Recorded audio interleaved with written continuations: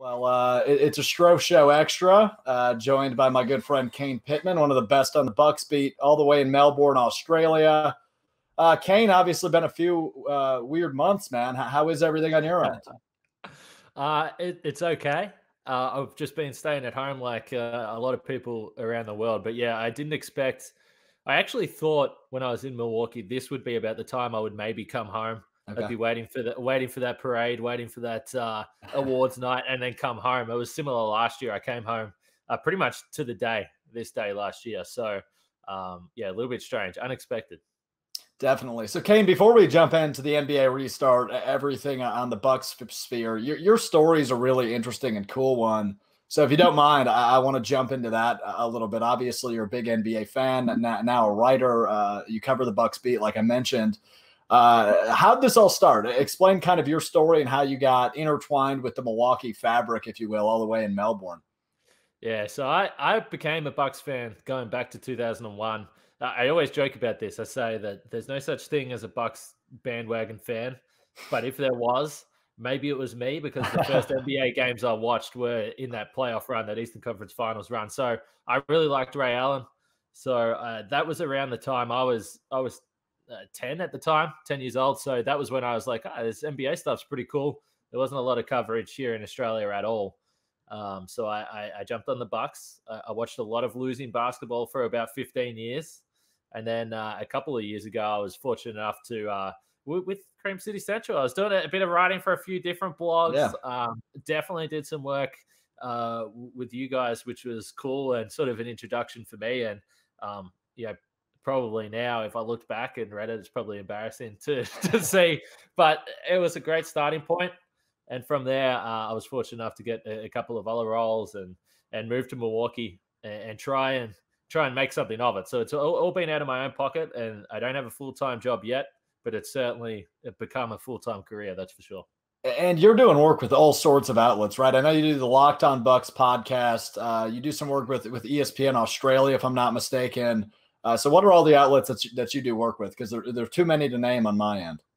Yeah, I mean, I'm a freelancer, so basically I'll work for anyone. I'll work for anyone that wants me to.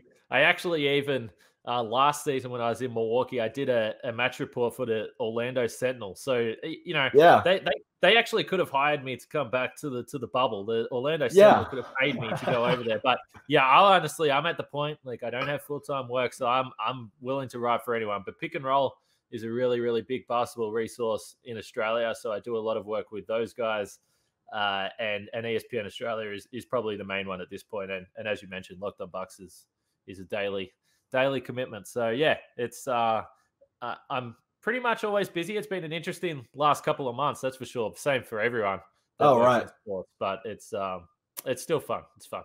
Hey, freelancing is some of the best times I've ever had. I got my start in newspapers, and that's kind of how I got my start in this business. So I feel you, man. It's always a grind, but it's always fun when you get an assignment from a random paper you'd never expect to, like the Orlando Sentinel. So I get it, man. That's awesome stuff. So let's jump into this bubble, man. Obviously, a lot of headlines coming out over the weekend. We had Ugly Anna getting invited by some horny dude in the bubble. We had Rashawn Holmes getting sentenced to a timeout for 10 days because he ordered some Uber Eats. I mean, it was all over the place. But a week into this thing, what are your takeaways from the Orlando bubble?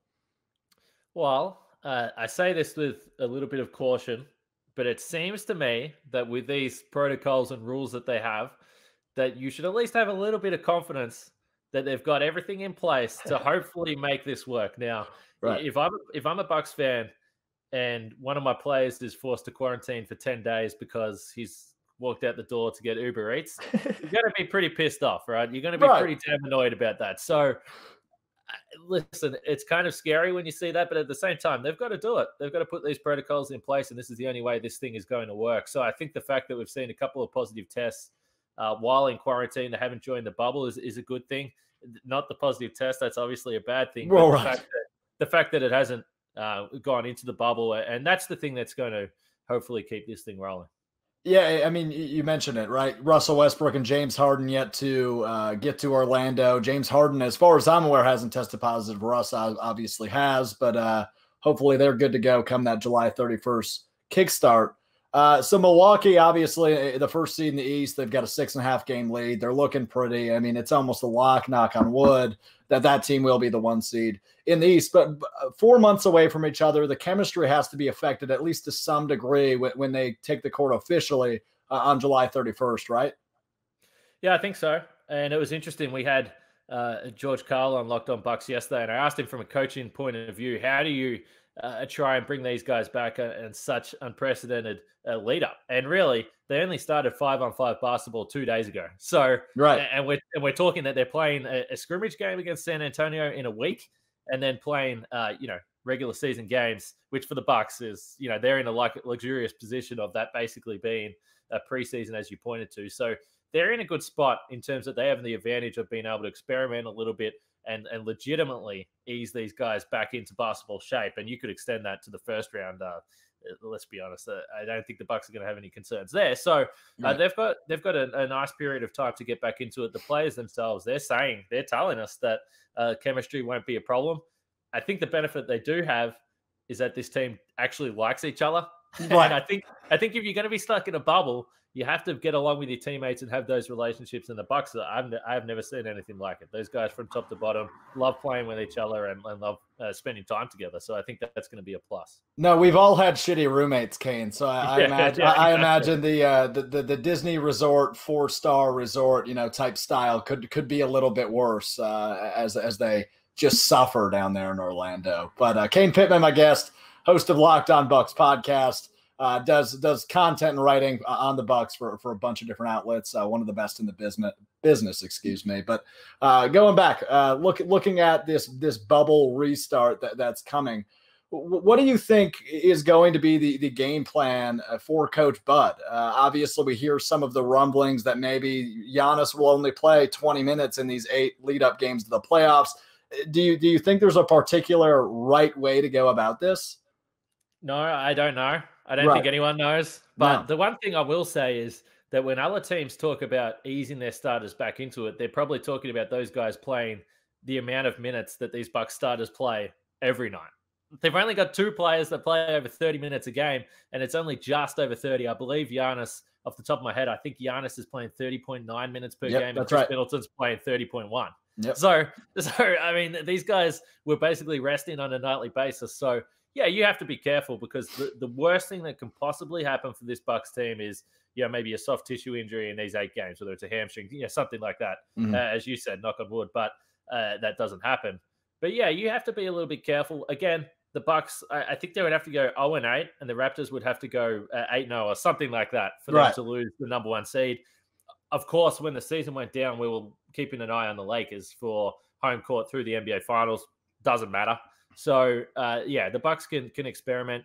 At the same time, I think there's some matchups. The Houston game comes to mind, a game against Miami, a game against Boston. Against these teams, I think they're going to want to say, okay, let's take these games seriously. Watch the minutes, but try and run through some things that really matter. And then they're going to have games against a team like Brooklyn and Washington where you say, okay, Giannis, chill out. You have take the night off, right? Exactly. That makes sense to me. That's logical, but we'll see. No, I'm in full agreement with you. I think you broke that down well. So looking at some of the teams in the East, you brought up Toronto. Let's start there. Legitimate contender? I mean, I think yes, but obviously a step back from a year ago. Yeah, their biggest asset still for mine is Nick Nurse. The problem with the Raptors for me, I struggle to look at the team and then not say, okay, this team's very good, minus Kawhi from last year. Do they win the championship if they didn't have Kawhi last year? No way, no chance. We know that. He was fantastic. He was unbelievable. My big question mark over the Raptors is Pascal Siakam. If you look at his games and his stats against teams, against above 500 teams, that includes the Bucks, he wasn't able to step up. So now after 4 months off, what does that do to him? And is he a guy that can take that number 1 mantle? Because he's going to have to. And we know Kyle Lowry is going to be important as well. But Pascal Siakam's the big question mark for mine. And the Bucks in particular, they do a really, really great job of protecting the paint, protecting the rim. We know that. And I always think back to the game in Toronto late in February where Siakam was basically turned into a 3-point shooter. And there was times where he was really hesitant to even go into the paint and attack Giannis and attack the Lopez brothers. So Siakam, if he can step up and he can play at that number 1 guy level, then they're a huge threat. That's the big question mark for me. That's fair. Let's look at teams 3 and 4 as well. Boston, who obviously Milwaukee will open back up with on the 31st, and then Miami in that 4th seed as it stands right now. They seem like two bigger threats to me than Toronto, but I'm curious on your thoughts on that. Yeah, the problem with Boston for mine is lack of size. I think over the course of a 7-game series, we saw it last year. I mean, Giannis, yes, Al Horford had a pretty good game 1. Yeah. We all heard Giannis. Giannis said this himself. He said by game 2, he was like, oh, I can see Al Horford starting to get tired. He's starting to feel the impact of me going at him and at him and at him and at him. So I think that their lack of size, Daniel Tyson's been great. He's been better than I expected. He's been fantastic, but I think the lack of size ultimately hurts them.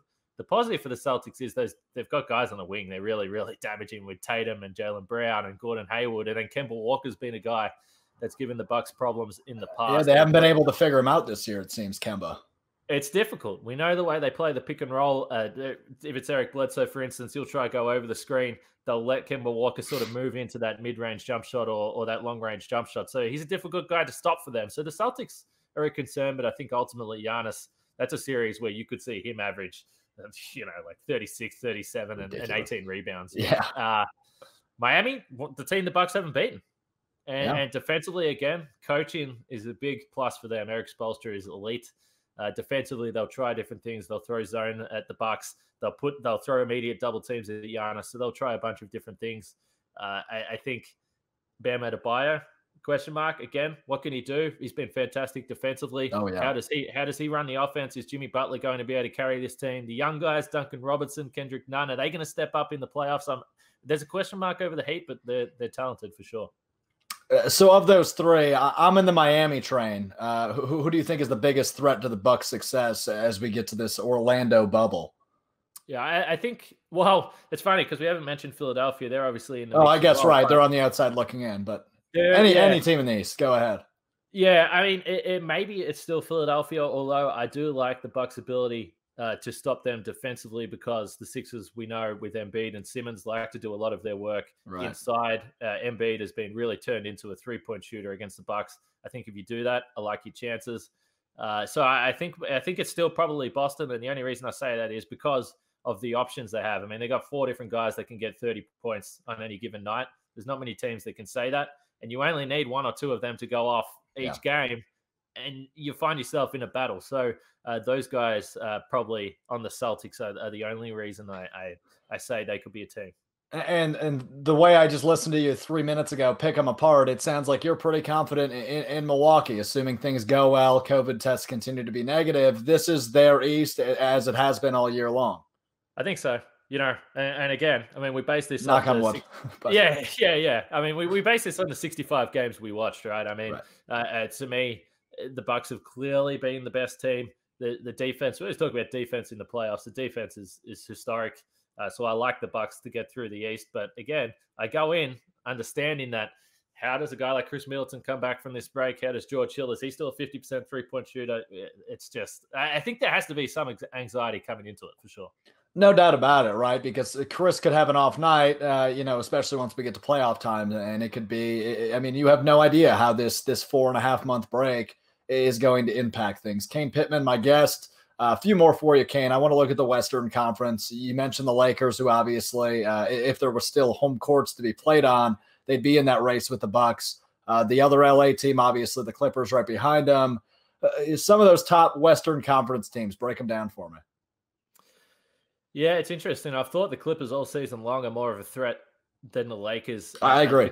The combination, the depth, first of all, the combination defensively on the wings of Kawhi Leonard and Paul George. And you talk about how do you stop Giannis? Is it on the perimeter? If you want to go on the perimeter, then we know Kawhi and Paul George. And the Raptors a lot of the times used Kawhi Leonard as the help guy. And we saw this a little bit. Doc Rivers went to this in that first game in Milwaukee that the Bucks ended up rolling all over the Clippers. But we saw it early, and Kawhi Leonard was able to pick up a couple of steals as that help guy. So if you go Paul George, you're the man defending him.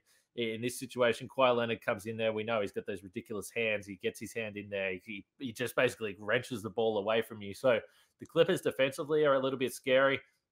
And also then offensively, again, I mean, you talk about those two guys, Montrezl Harrell, Lou Williams off the bench, two really damaging guys. So I think the depth of the Clippers I have them a little bit ahead of the Lakers, and this is before you consider the fact the Lakers have obviously lost Avery Bradley. Rondo, I'm not too concerned about it. I'm not sure that might be a sneaky little positive for LA moving forward. My question mark over the Lakers is guys like Dwight Howard is he's had a fantastic season. He's been an effective player, basically been useless against the Bucks. With Brook Lopez on the floor, you can try and draw him away from the paint, space out the offense, and Howard becomes completely ineffective. And he's not going to score against the Bucks because you don't score in the paint, and he doesn't leave the paint. LeBron and AD, scary, but let's be honest. If you get into the NBA Finals, you're going to be playing some pretty damn good players. So no doubt. I don't see anyone else outside of the LA teams making the NBA Finals. I don't either. I've got the Clippers just ahead of the Lakers, but they're both very good. I like the way you think, Kane. It's a lot like the way I think. You're doing good so far. It's the last one for you, Kane, and this is going to be a weird one. Obviously about 3 weeks before we get back to play on the 31st officially. Obviously, the scrimmages the week before, but between now and the 31st, are there any big question marks for the Bucks that you would like answered by the time they take on Boston? I would love to see all the guys down there practicing. So at the moment, we don't know. I'm still not sure that we've seen Eric Bledsoe down there. The Bucks, as we can ask them as many times as we want, they're not telling us who is there, who is not there, and that's perfectly understandable as far as I'm concerned. They don't have to, but I still think from a Bucks point of view, in one of these scrimmage games, you'd like to see Eric Bledsoe out there starting at the point guard. So I think just everyone healthy, everyone available, and everyone present. That's the one thing I think you want to see as a Bucks fan. Well, the rumor was Eric Bledsoe kind of has like a Joe Exotic-esque farm or zoo down in Texas, right? Is there some truth to that? I don't know, but George Hill, if I had to pick anyone that would have a setup like that, it would be George Hill. I don't know if you've read the stories about his ranch, and he's got all types of stuff. He's got zebras. Maybe that's what I was thinking of. Yeah. George Hill, he's got kangaroos. He's got zebras. He's got all kinds of stuff going on at his Texas ranch. So cool. I don't know, man. He's been busy over the last few months. I think that's who I was thinking of rather than Bledsoe. Yeah. But nonetheless, we'll see when he finally pops up. Kane, I'm gonna give you the floor. Go ahead, plug what you got going on, where we can find all your awesome content. Yeah, at the moment, I'm back in Australia. So like many, I guess, in the media, I won't be at games, but you can catch Locked On Bucks daily. It's on my Twitter feed, at Kane Pitman. And we're putting them up daily, Monday through Friday. We'll be doing that right through the rest of the season. So it's been fun. It's been strange the last few months. Oh, yeah. It's been fun.